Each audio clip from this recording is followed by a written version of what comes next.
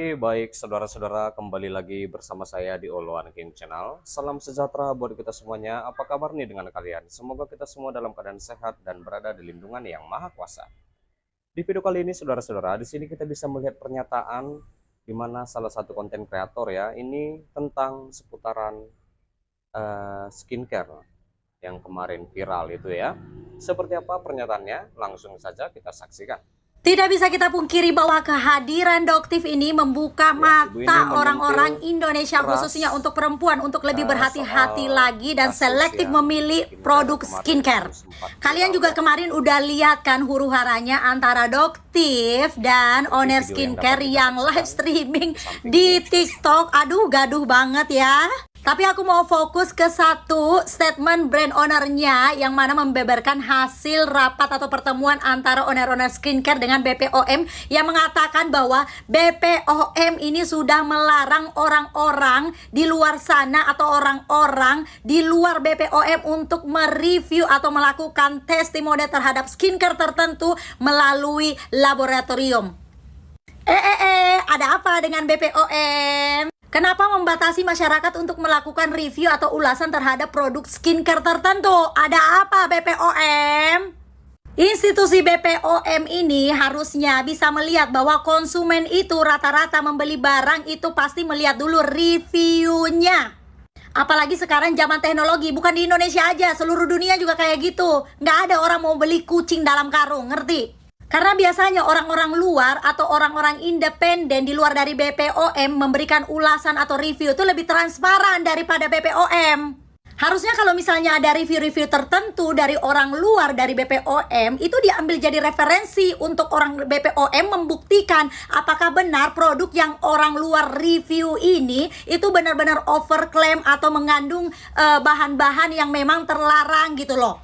Karena banyak kasus ya, produk kecantikan itu ada label BPOM-nya tapi masih mengandung bahan-bahan berbahaya dan kandungannya juga tidak sesuai dengan apa klaim dari para ownernya. Itu menjadi perhatian khusus nggak untuk BPOM? Kita masyarakat mau pertanyakan juga nih ke BPOM, kenapa banyak produk-produk yang berlabel BPOM di luar sana tetapi masih mengandung bahan-bahan berbahaya dan juga masih mengandung bahan-bahan yang tidak sesuai dengan klaim para penjualnya. Tanggapan kalian silahkan tinggalkan di kolom komentar ya.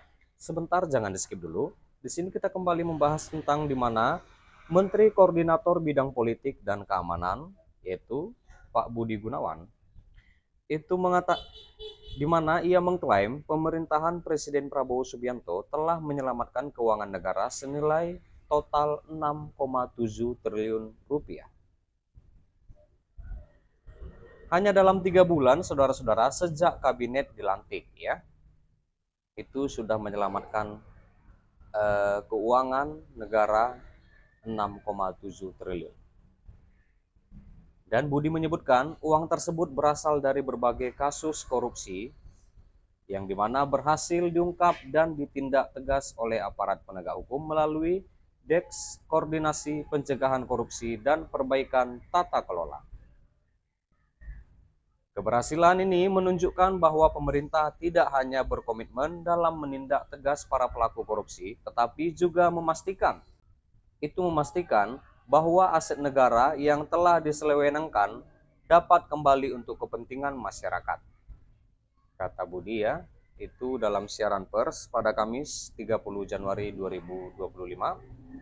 Dan menurut Pak Budi lagi, Deks Koordinasi Pencegahan Korupsi dan Perbaikan Tata Kelola berhasil mengamankan 5,37 triliun dalam mata uang rupiah itu senilai 920 miliar ya, dalam bentuk mata uang asing, dan emas logam senilai 84 miliar, saudara-saudara. Lalu, Budi juga menuturkan, jumlah ini belum termasuk hasil sitaan dari Komisi Pemberantasan Korupsi atau KPK dan Korps Pemberantasan Tindak Pidana Korupsi Polri yang terus bekerja sinergi dengan penegak hukum lainnya. Pemulihan aset ini juga merupakan hasil dari upaya serius pemerintah dalam menindak kasus korupsi dan mengembalikan hak negara yang sebelumnya disalahgunakan. Selain fokus pada penindakan, pemerintah juga menegaskan komitmennya dalam memperbaiki tata kelola guna mencegahnya terulangnya kasus serupa di masa depan. Ia menyebutkan perbaikan tata kelola dan good governance terus dilakukan agar tidak menjadi celah berulang bagi tindak pidana korupsi atau pelaku korupsi.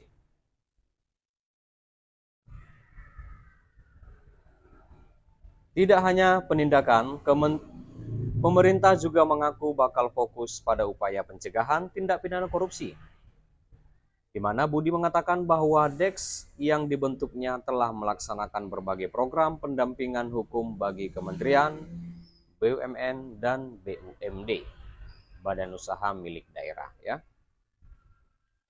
Iya.